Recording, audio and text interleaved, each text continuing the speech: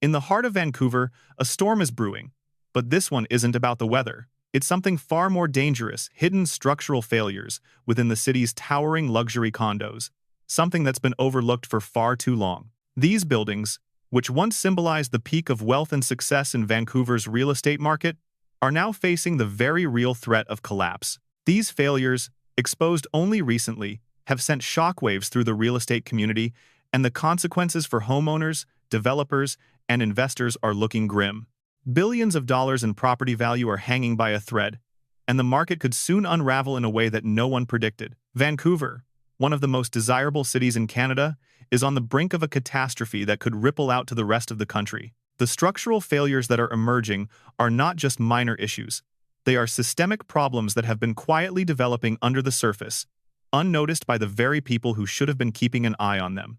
According to reports from the Canada Mortgage and Housing Corporation, CMHC, buildings in some of Vancouver's most expensive neighborhoods have been found to have severe weaknesses in their foundational supports, compromised by improper building materials and poor construction techniques. These issues weren't visible to the public eye, and most importantly, they were concealed by developers eager to cash in on Vancouver's real estate boom. As these flaws are slowly being uncovered, the financial fallout is becoming impossible to ignore. Real estate experts have warned for years that Vancouver's luxury condo market was unsustainable, driven by speculation and an influx of foreign investments that inflated property values to unsustainable heights.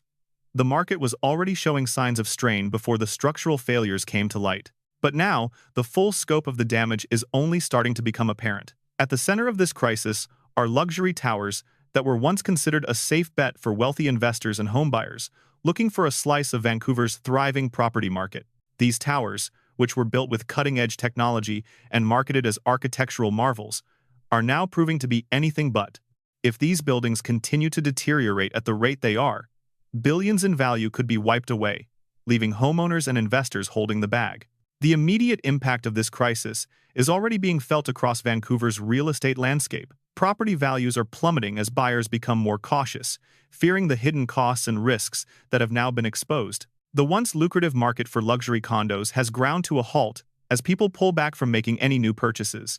Experts predict that Vancouver's housing market could lose as much as 20–30% of its total value in the coming months as these failures continue to spread. This loss will affect not just the wealthy investors, but also ordinary Canadians who've poured their life savings into properties that are now at risk of becoming unsellable. But the chaos is just beginning. Developers, once the backbone of Vancouver's real estate boom, are now facing massive financial losses. Several major developers have already filed for bankruptcy due to their inability to complete ongoing projects or address the structural failures in the buildings they've already sold. In an unprecedented move, some banks are even pulling out of funding new developments, afraid that the market's instability could lead to even greater losses down the line. The ripple effect of this collapse is set to send shockwaves through the entire construction industry, and those who rely on real estate for their livelihood are bracing for a financial disaster of epic proportions.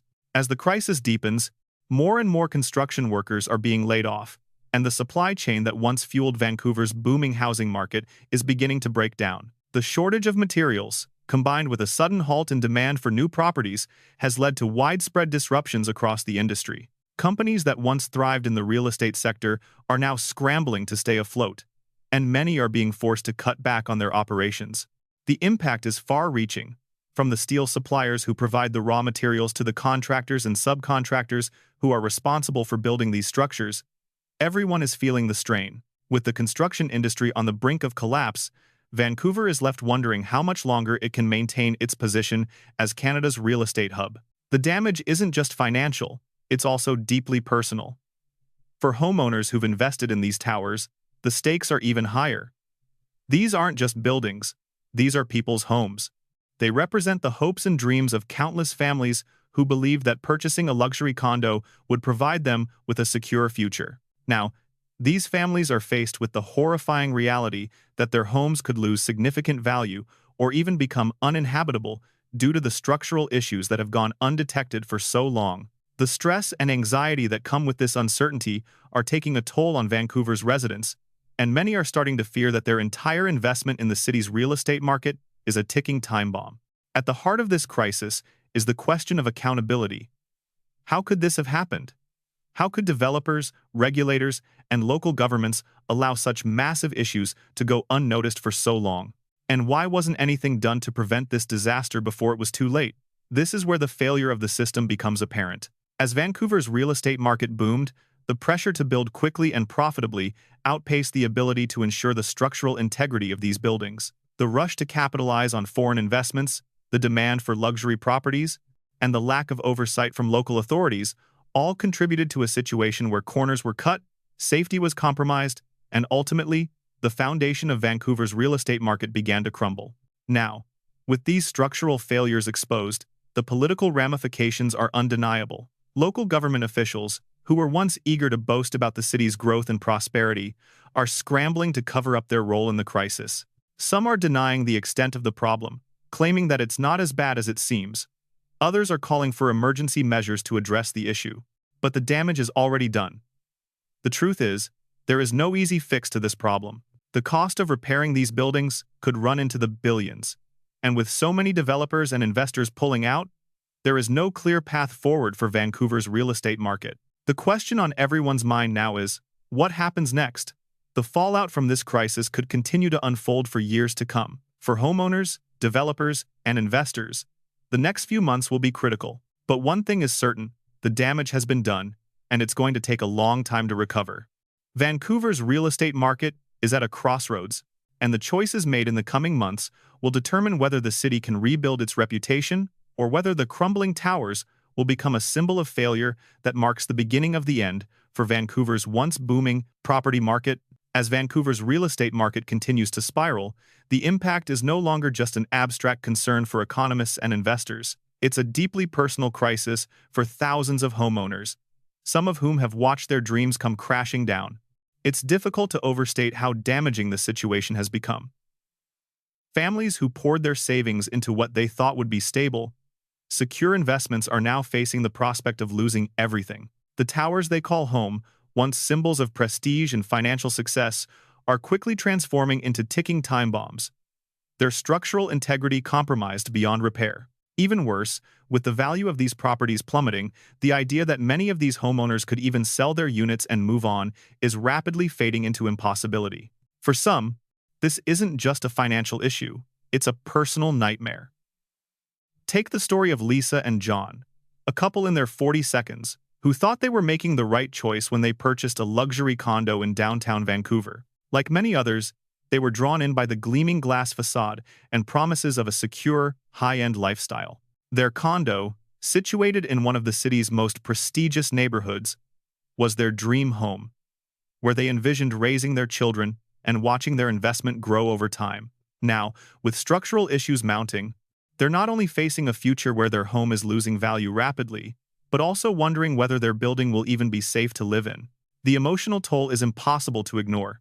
The constant stress of not knowing whether their home will be condemned or whether they'll be forced to sell at a massive loss is wearing on them. For many, this situation has led to sleepless nights, anxiety, and a sense of helplessness. The future once seemed bright, but now it feels uncertain, filled with dread and an overwhelming fear of financial ruin. They are not alone. Many other families in similar situations are facing the same grim reality, struggling to come to terms with the fact that they may lose everything. This crisis is also creating severe ripples in the local economy. Vancouver's once booming construction industry is now in a freefall. Layoffs are happening across the board, as contractors and workers who relied on the real estate boom are finding themselves with no work to do. Small businesses, many of which catered to the needs of wealthy condo owners and developers, are also feeling the squeeze. Restaurants, retail shops, and service providers are seeing a sharp decline in sales, as the wealthier residents begin to pull back from spending, fearing the worst. It's a vicious cycle that feeds on itself. The more the market collapses, the more the city's economy suffers. And it's not just the construction workers and small business owners who are paying the price. The real estate agents who once thrived in Vancouver's inflated market are now scrambling for survival. The luxury condo market is effectively frozen, with no buyers in sight, and many agents are being forced to adapt to a drastically different landscape.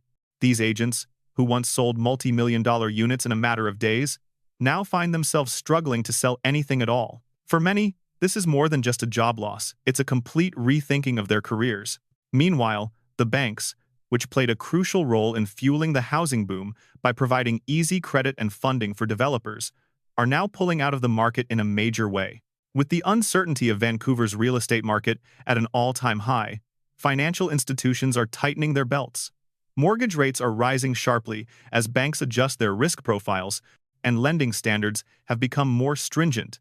The very institutions that helped inflate the market are now backing away, leaving homeowners and investors caught in the crossfire. Many who thought they were secure with their mortgages are now finding that they may be over-leveraged, with properties that are worth less than what they owe. For some, the fallout is leading to full-blown financial distress. Homeowners who bought into these luxury developments with the intention of flipping their units or using them as long-term investments are now seeing their properties devalued by as much as 30% or more. What was once a lucrative investment is now an albatross around their necks, a source of stress, financial instability, and uncertainty. Worse still, there are many owners who are now unable to sell their properties at any price, further compounding their financial woes. As these towers deteriorate, they're becoming symbols of failure both for the market and for those who had so much hope invested in them. Politicians, for their part, are scrambling to find a solution to a problem they didn't foresee. The B.C. Premier, in particular, has been caught in a tough position. His office has repeatedly downplayed the severity of the crisis, but with each new revelation, it's becoming increasingly clear that the situation is far worse than anyone anticipated. Calls for immediate action to stabilize the market have been met with resistance, as some in the government continue to deny the depth of the issue. Their inability to come up with a concrete plan is only making the situation worse, as investors, developers, and homebuyers alike lose faith in the government's ability to protect their interests. The B.C. Premier's response has been far too little, too late, and it's clear that their inaction is only adding fuel to the fire. The public is growing more disillusioned with the political leadership, and as the crisis deepens, it's becoming apparent that the government's efforts to fix the problem will be insufficient. Politicians are offering band-aid solutions, hoping that they can somehow stabilize the market long enough to save face, but the damage is already done. The question on everyone's mind is, how did we get here? How did Vancouver, one of the wealthiest and most desirable cities in the world, find itself in a crisis of this magnitude? The fact is, there are many factors at play. The years of unchecked development, the rush to build luxury condos without regard for long-term sustainability, and the failure of both the private sector and government regulators to adequately monitor the situation have all contributed to the current state of affairs. If the situation isn't dealt with quickly and decisively, Vancouver could find itself facing a much bigger crisis than anyone ever imagined. But this crisis is far from isolated to Vancouver. The repercussions of this structural collapse could soon be felt across the rest of Canada. As the ripple effect spreads, we may see other cities with similar issues as developers rush to build quickly to meet market demand without taking the time to ensure quality and safety. The entire Canadian real estate market could soon face a crisis of its own, one that could threaten the entire economy if the right measures aren't put in place to stem the tide. So, where do we go from here? Will Vancouver's real estate market ever recover? The next few months will be critical as the government, developers, and homeowners scramble to find solutions. The truth is, no one knows what the future holds. But one thing is certain: the landscape of Vancouver's real estate market will never be the same again. If you're invested in Vancouver's real estate, or even just curious about what's coming next, this is a crisis you cannot afford to ignore. Leave a comment below with 1 if you think this crisis will get worse before it gets better, and don't forget to subscribe to the channel for more updates as we continue to track this devastating story. The truth is unfolding right before our eyes, and you don't want to miss it.